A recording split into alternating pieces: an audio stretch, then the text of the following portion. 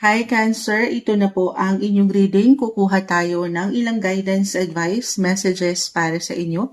Para po ito sa darating na full moon and lunar eclipse in the sign of Virgo. Ayan, baka sakali meron akong ma-share din sa inyo in regards astrology na ilang info. So this is both parang combination po at tarot and astrology. Okay? Cancer energy tayo. Anong asahan nyo?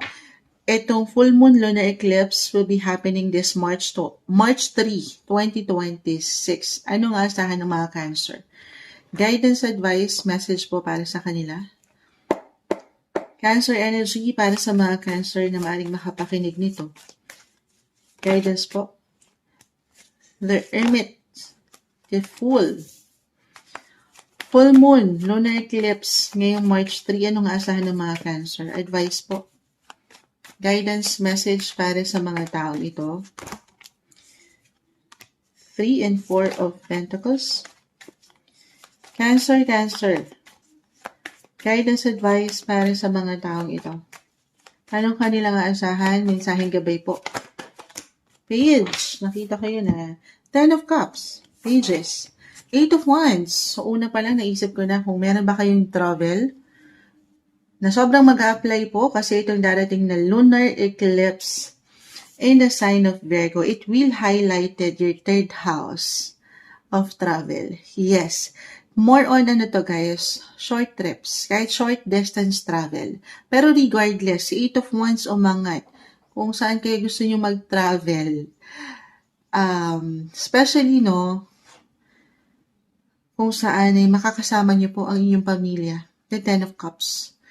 Celebration, happiness, fulfillment. Deserve nyo to ha.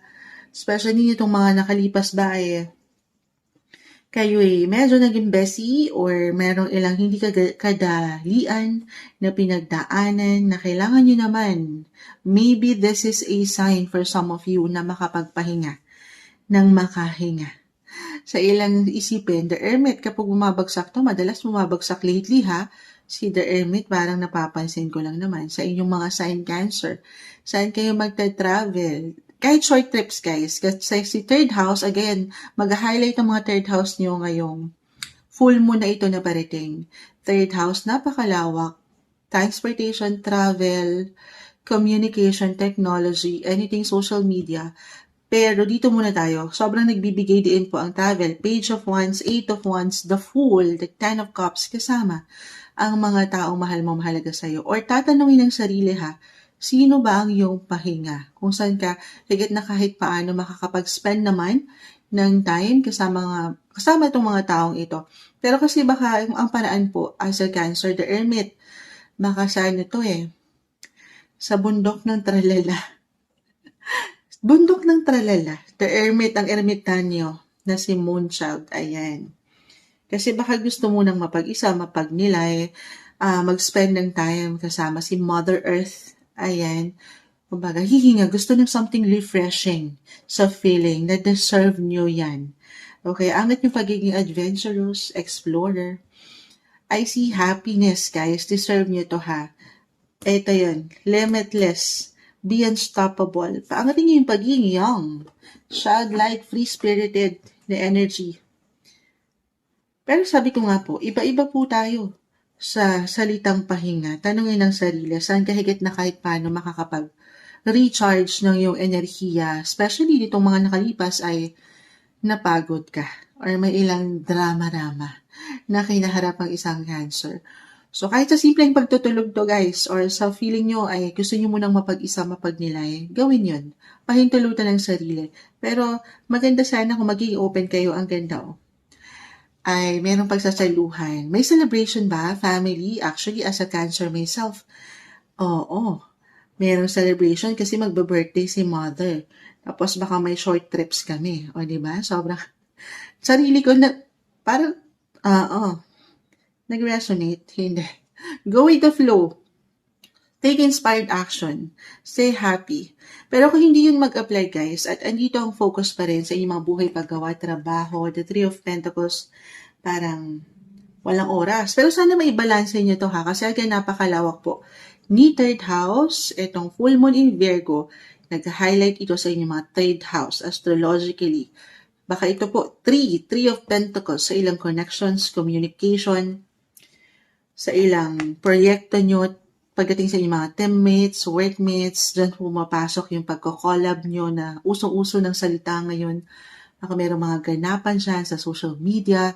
If ever meron kayo i-release, ipopublish na lathain, tama ba yung salita ni Muncha? Mai-rhyme lang. Hindi. Sa mga inaasikaso nyo, isinusulat nyo, communication. Guys, maaring ito ay sa paraan ng inyong pagsasalita, pagpapahayag, pagsusulat. Kita nyo, nagsusulat siya. Kung kayo mga aspiring writers, baka meron na kayong something maipublish. Yes, claim natin yan. Magaganda pong posibilidad. I see good luck, good chances para sa inyo. Especially, speaking of good luck, si planet Jupiter still, planet of good luck. Nasa inyo pa rin mga sign Cancer. It was highlighted pa rin sa inyong sign. Gigising na siya, guys. Kung dito mga nakalipas na buwan, hindi mo siya masyadong naramdaman. Eto na, pagising na siya. Mas mararamdaman na natin ang biyaya ni Jupiter. Kumbaga, kasi pag naka-retrograde si Jupiter, nag-retrograde kasi po siya nitong mga nakalipas na buwan na hindi natin naramdaman at medyo na-stock tayo. Tayo talaga. Oo, stock up si Moonchild eh.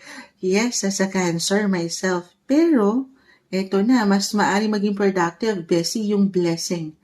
Merong trabaho, merong something kayong kailangan priority kasi higit kayong mapapakinggan. Ayan.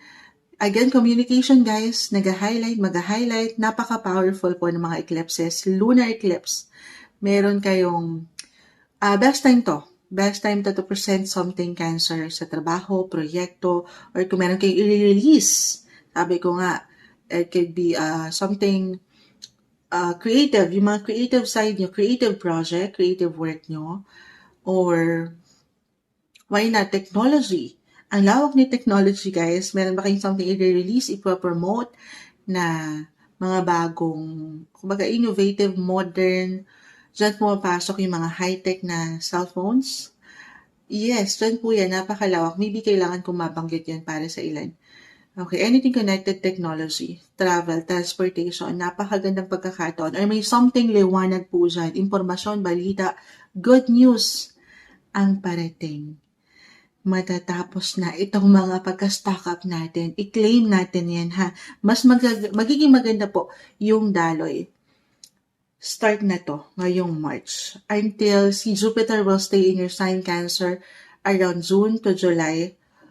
Yes, 2026. So take advantage itong pag-transit ni Jupiter sa inyong sign once every 12 years lang yan, guys.